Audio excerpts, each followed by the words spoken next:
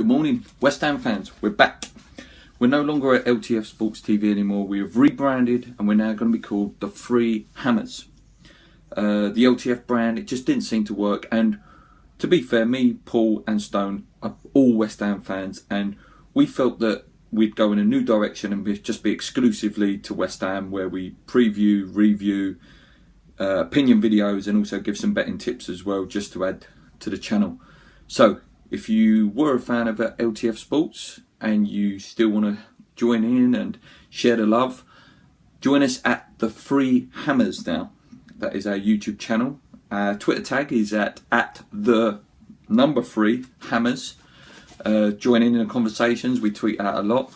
So we are back, and our first video is going to be the review of the West Ham versus Liverpool game that took place yesterday. I was there, and for the first time in years, I've not felt nervous about a Liverpool game. You know, I think their team is not what it used to be, and when I go to the lineups, I'll tell you, I only had fear of about 2 players. So let's start off with the West Ham United lineup. We lined up with Adrian in goal, Tompkins still filling in that right back role, Cresswell at left back. We had Bonner and Collins, who have been immense the last few games. Midfield was Coyote and Noble. We welcomed back Lanzini, which was great to see. I'm a big fan, big diamond in the rough. He's a real jewel we've picked up, isn't he?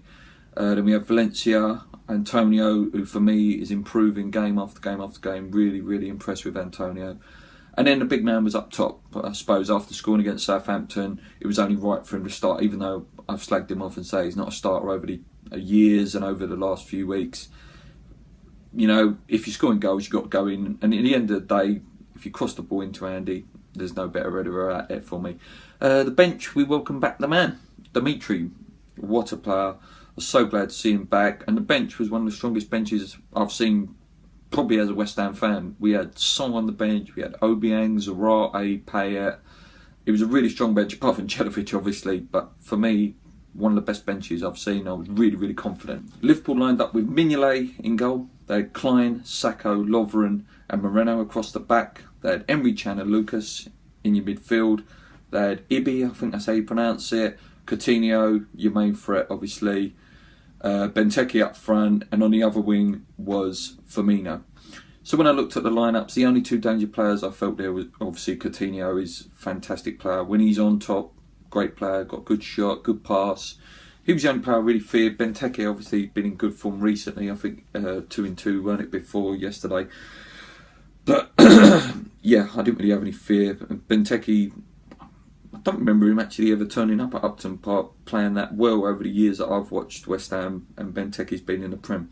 I was really confident once I see the lineups, and we started really brightly. It was a good match. First 5 to 10 minutes was really bright.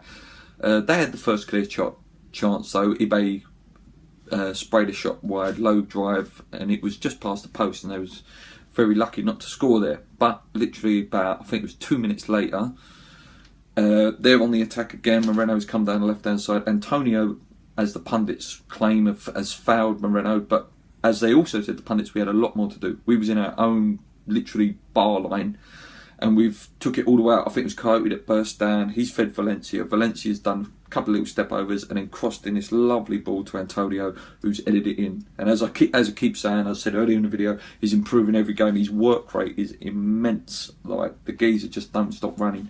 Fantastic, great goal, 1-0, full of confidence, brilliant, great start. Our next effort was my man Lanzini, Ronaldo-esque, just picks the ball up, corner of the 18-yard box, and this ball, he's hit it and it's gone up, down, left, right, everywhere. And Mignolet's just gone, and it's hit the post, but that would have been an absolute wonder goal.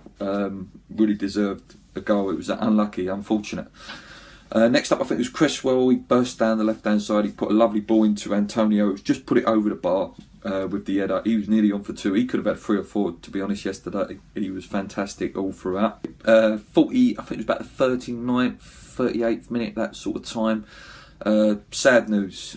We kicked one back, Payet, and then the other main man, Lanzini's out. He looked like he pulled us somewhere in the calf or hamstring area. He knew straight away, because I think it was Coyote. He actually went over straight away to the bench, giving it all that. Yeah, sad. David Gold put out on Twitter that it could be up to a month. We don't know, obviously, until the scan's done. He's young, he's a fresh player, you know what I mean? His body's there to get better quick, it did last time, but I wouldn't rush him back now. He's got, I think, what is it, about 14 days, I think, until we play Bournemouth, like the Wolves game. We should have a good enough team to beat Wolves, so we'll see. Liverpool had a late chance at the end. It was Emre Can, wasn't it? And I do like him as a player. And it's just come to him, edge of the box, bomb hit the bar. Again, very unlucky. There was banging on our door towards the last sort of 10 minutes because there was 5 minutes of injury time and it was getting nervy. And I think half-time come at a good time. We was 1-0 up. I was more than happy. Second half started really busy again. We was banging on the door. And the 55th minute, the second goal come. Broke down the right-hand side, and then Mark Noble, for the first time in about 20 years, has picked the ball up, played the ball, lovely cross, lovely cross, and then the big man's just peeled off at the back, bang, 2-0. No one can header the ball better than Andy Carroll in the Premier League, in my opinion. And that's what you got to do. He's not going to play on the floor. He's not going to fucking burst in like fucking Aguero with bags and bags of pace. You need to put that ball in and let the big cunt head it down. And that's what happened. 2-0 up. A few minutes later, Carroll nearly made it 3-0. Another header, bang, straight in, but just straight in Mignolet's hand. Good save. But we was really banging on the door then. That's when it could have been like 3, 4, 5. A few minutes later, I think it was they had a corner Liverpool, and then it was whipped in lovely. I think Lucas, hit it, I'm not sure. And then Noble's in that position, near post. I think every player should have one on the post, back post, near post, clear off the line, because that's a dangerous area. And anyway, Noble's there, bosh, off the line. Still 2-0 West Ham, and we're still pushing on. And then, I think it was about the 63rd, wasn't it, that sort of time, the man comes back, and the reception was ridiculous. Like, this was like a god was coming on the pitch. Pat was back, silky skills, taking a piss. I'm sure most of you have seen the Twitter videos and the feeds where he's just done the Zidane twist about 4 times and absolutely destroyed the Liverpool team. Fantastic performance.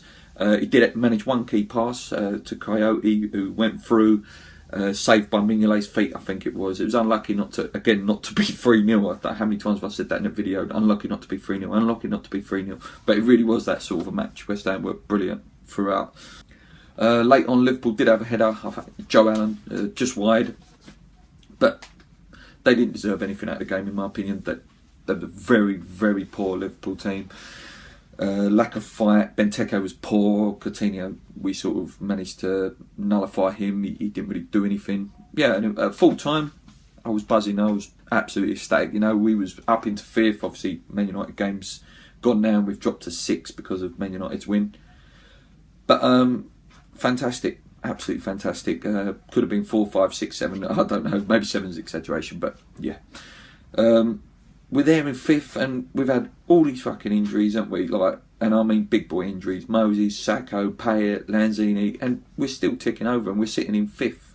And now they're all coming back. What can we do? Our next games in the league, I think we've got Bournemouth and then Newcastle, and then we've got a tough one. But if we can't beat them, who knows? But this is West Ham, you know, inconsistent throughout the years. But I really hope we can push on now. Okay, the feature from the old LTF days, I had to keep it. It's one of my favourite things that I like doing, is the player ratings. And fantastic all over. But we'll start off, Adrian in goal. For me, he gets an 8. Brilliant, just passionate leader. A couple of clean sheets in it now. I think he's been brilliant all year. He's just improving every week for me. Cresswell, I've given an 8. He put the ball in, didn't he? Set up a few chances. He was good. He had a little shot actually that went just wide. Forgot to mention that. He was really good. Bonner and Collins both get 8.5s for me. Immense, you know. Like, Collins is one of these geezers. He don't moan, but he puts a shift in 100% every week. I love the geezer. Brilliant.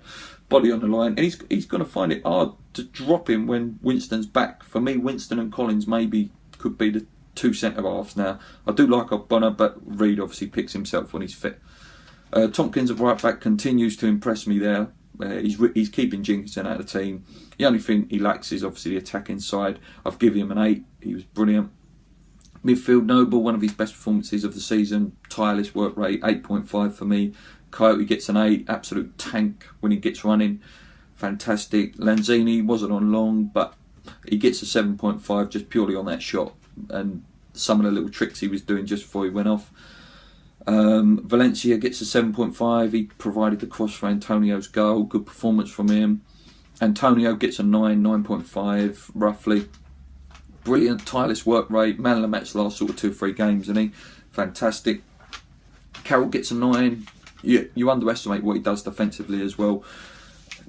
Headers in defence, headers up front, little knockdowns, little touches. Brilliant performance from him. Subs pay it just because I love the man. I've given him 7.5. Some of the tricks, just great to see him back. Hopefully he can push on now. Maybe I wouldn't risk him against Wolves.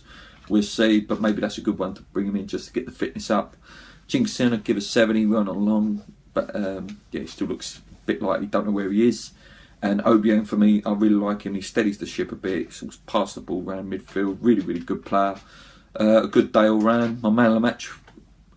It's tied for me between Collins and Antonio, but I'm just going to give it to Antonio because he's had to wait his time and he's finally got his chance and he's taken it. And yeah, fantastic. As I say, we've got Newcastle and Bournemouth coming up. They're wins for me, hopefully, but again, it's what West Ham turns up. If we turn up, win, we could be right up in that top 4 again and pushing for them Champions League spots. There's no reason. The league is so open this year. It's there for the taking if you want it. I'll be happy with a top 6 finish at the end. I'll be back in a week with the Wolves videos. Thanks for staying loyal. Yeah, we've been away a long time, but we've been rebranding. We're back. Please like, subscribe and comment. And always remember, come on you irons, keep believing. The Free Hammers is the new channel to catch all the West Ham stuff. Thank you.